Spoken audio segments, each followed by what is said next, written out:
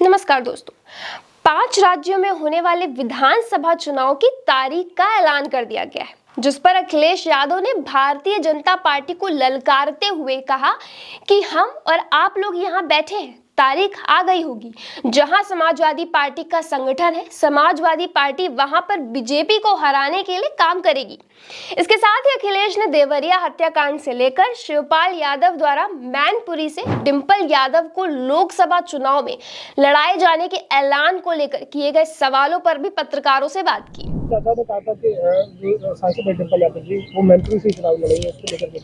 इसमें क्या खराब बात है भाई? पार्टी जब बैठेगी तय करेगी। यहाँ समाजवादी पार्टी लड़ेगा, सवाल नाम का नहीं है, समाजवादी पार्टी लड़ेगी। अखिलेश यादव मैनपुरी के बरनाहल पहुंचे, जहां वो पत्रकारों के कई सवालों के जवाब देते हुए नजर आए। देवरिया में हुए जघन्य अपराध को लेकर अखिलेश पहले भी सरकार को चेता चुके हैं कि किसी के भी साथ अन्याय नहीं होना चाहिए, जिस पर एक बार फिर उनका रिएक्शन सामने आया है। मैं बहुत ऐसी कोई बात नहीं कहना चाहता हूं जिससे माहौल बिगड़े, लेकिन ये बात आपको स्वीकार करनी पड़ेगी। जितने लोग हैं, मैं जितने चैनलों को देख रहा हूं या यूट्यूब पर या कहीं ना कहीं, सबसे ज्यादा जातिवादी अगर कोई पार्टी है तो वो भारतीय जनता पार्टी। ये आज मैं पहली बार नहीं कह रहा हूं, इससे पूर्व में भी मैंने कहा कि सबसे ज्यादा जातिवादी पार्टी कोई है तो वो भारतीय जनता पार्टी है। उस घटना में भी लाभ लेना चाहती है राजनीतिक, और तब जब पूरी की पूरी गलती भारतीय जनता पार्टी की सरकार की है। कभी कोई पूछे जाकर के कि जो परिवार थे उन्होंने कितनी बार दरखास्त दी, कौन अधिकारी नहीं था जिसके सामने वो गए ना हो न्याय के लिए।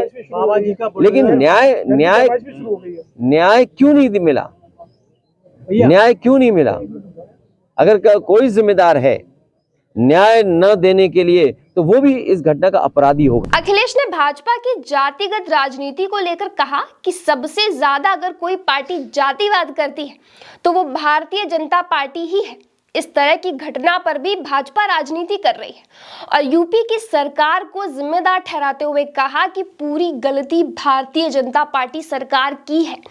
कभी कोई पूछे जाकर के जो परिवार थे उन्होंने कितनी बार दरख्वास्त की और कौन अधिकारी नहीं था जिसके सामने परिवार नहीं मिला हो न्याय के लिए, लेकिन न्याय क्यों नहीं मिला? अगर कोई जिम्मेदार है न्याय न देने के लिए तो वह भी इस घटना का अपराधी होगा।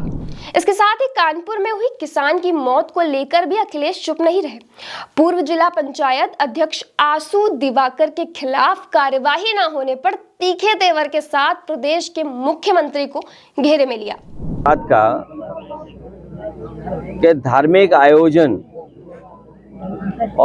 आयोजन हो, सरकार की जानकारी में हो, उसके बावजूद भी सुरक्षा न देना और इंतजाम न करना, ये सरकार की लापरवाही है। और उसके साथ साथ जो गांव के लोगों से बातचीत करने पर जानकारी मिली है कि यहाँ पर पहले से पर्यटन विभाग का कार्य चल रहा था और पर्यटन विभाग जानबूझ करके गहरे गहरे गड्ढे खुदवा रहा था।